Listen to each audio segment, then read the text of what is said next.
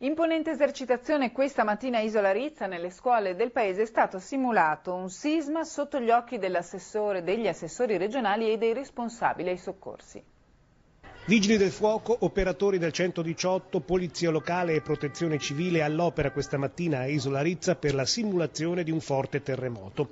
È questa l'esercitazione organizzata all'interno del progetto regionale Scuola Sicura. È un progetto che ha lo scopo di insegnare ai ragazzi quelle piccole azioni che possono anche salvare una vita, e con l'auspicio che poi a casa trasferiscano queste informazioni ai loro genitori e quindi possa aumentare la cultura della sicurezza a garanzia dei soccorritori, perché possono agire più velocemente, e a garanzia della vita di ogni singolo cittadino.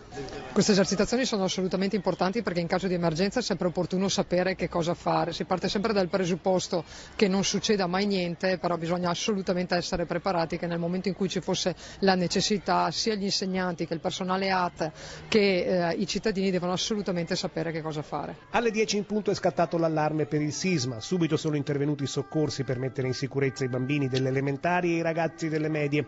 Il coordinamento tra le forze e il rapporto con i responsabili delle diverse strutture scolastiche è stato poi esaminato dagli esperti, che hanno evidenziato eventuali errori.